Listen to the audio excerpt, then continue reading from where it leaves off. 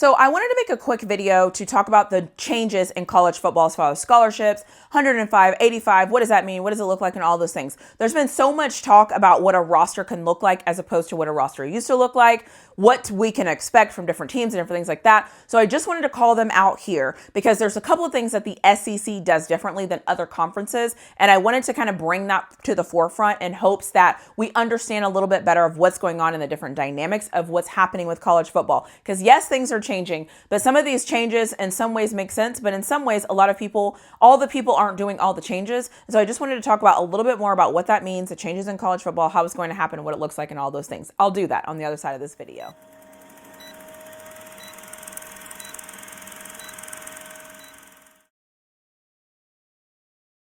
Couple of new changes that I needed to talk about just to make sense of it. First thing is, if you played junior college for 2 years, those 2 years do not count towards your 4 years of eligibility. So that's the first thing. The second thing is, if you are a walk-on, if you play in any conference that is not the SEC, walk-ons are becoming a non-thing because they will have 105 scholarships to give out for teams. Now, the SEC is not doing that for 2025. The SEC is still adhering to the old rules. So the old rules, I believe, was 85 people on scholarship, and I believe the 34 walk-ons or 25 walk-ons or something like that. So the SEC is the only division that is not going to change next year to the 105. It is just going to be the other conferences. Something to think about when you're thinking about 105 is this. 11 guys play on offense, 11 guys play on defense. So if you kind of break that out in mathematic terms, if you could say a team could be 3 deep, 3 really solid guys on offense at every position, 3 really solid guys on defense at every position. That is only a total of 66 people. So 33 people on one side, 33 people on the other side, and then let's just give 11 to special teams, right? We all know like certain guys that play offense and defense, whatever, play special teams or whatever. My point in saying that is 105 scholarships is a lot of scholarships. Now, people will say, yeah, well, so-and-so can't hold talent. So-and-so can't hoard this. So-and-so can't do that. You still can. It is a lot of scholarships. So I don't know where the narrative is coming in that this whole scholarship thing is going to change the game. It's not really going to change much, except for the walk-ons are not going to be walk-ons because they're going to have to be under scholarship. But again, the SEC isn't doing this in 2025. It is only going to be the other conferences that are doing this in 2025. So just something to consider here.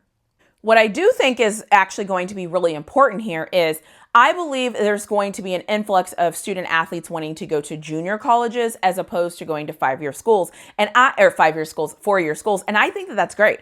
I think that they can go to a junior college and develop themselves and get really good and then transfer on to a 4-year school. I don't see the harm in that. I actually like the move because I think it allows these athletes to be better because not everybody coming out of college is going to be, or coming out of high school is going to be a 5-star and is going to be able to compete with the best of the best. So if you have the opportunity to go play at a junior college and that not go against your eligibility, but you can go down and get stronger, faster, and all of those things and like get acclimated to playing college, and then you can go to a bigger school. I like this. I like this for high school students as well. I actually think it balances the playing field a little bit. So that's just my opinion. I like the junior college rule. I think it's different. I think it's new. I happen to like it. I also am on the fence. I'm also a fan of, I think that they should actually add 5 years of eligibility instead of 4. That's just my personal opinion. I also consume a lot of NFL football, and I think a lot of guys that come to play to the NFL,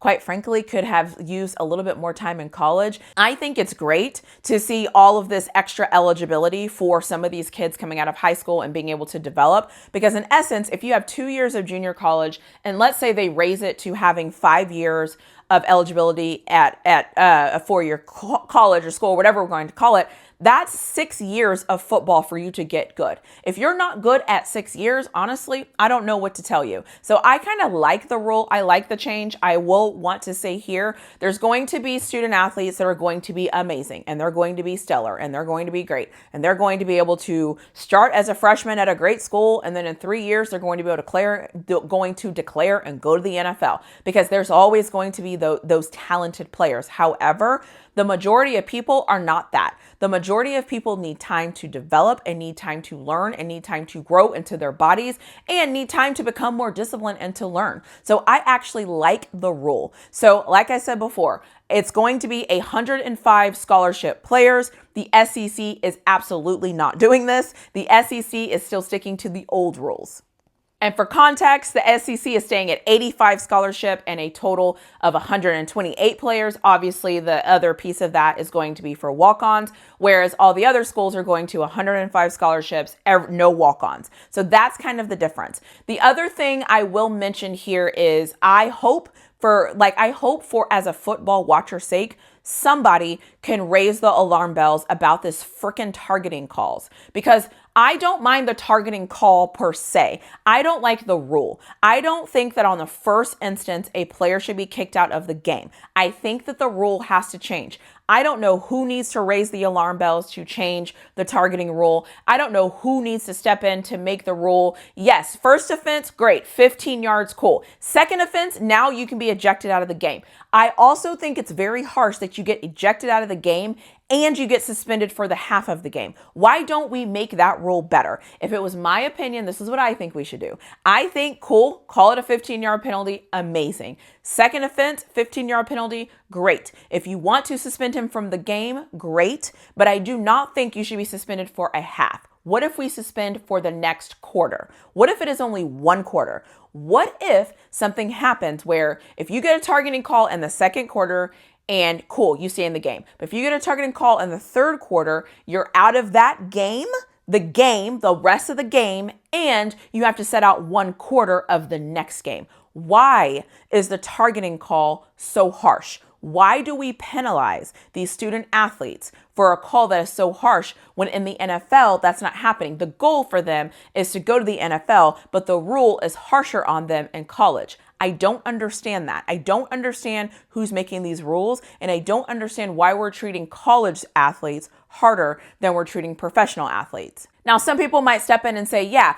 but the professional athletes are getting fined and the college students aren't getting fined. That's not my issue. My issue is actual playing time. Why do we want to see student athletes thrown out of these important games? I want to see them play football. If you do it twice, great, kick them out. But your first offense getting kicked out, I don't like it. I don't like the rule. I think college football needs to change the rule. I don't know who needs to decide that. I don't know how these things are decided, because whoever decided the college football playoffs, or who's in charge anymore? Let's be honest. Maybe that's the question. Who's even in charge of college football anymore? Who's even in charge of fixing the rules for college football? I don't even know at this point. So maybe that's actually the issue, is that nobody's in charge and these rules are just happening. I mean, somebody has to be in charge because people keep suing somebody. So again, now I'm just ranting about this targeting rule. I hate the targeting rule. I think the targeting rule needs to be changed immediately. I don't understand why it's gone on for this long. It needs to be changed. So I will end this video here. I just wanted to give like an update about this 105 scholarship rule, what it actually means, what it doesn't mean. I feel like people are like freaking out and so excited over it.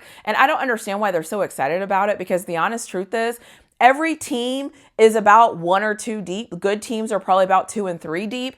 That still gives you a ton of wiggle room in that roster. So I think this is actually going to be more of a benefit for the larger schools, because a lot of these rules happen where the rich gets richer. That's just how it goes. That's just life. We live in a capitalist society. Deal with it.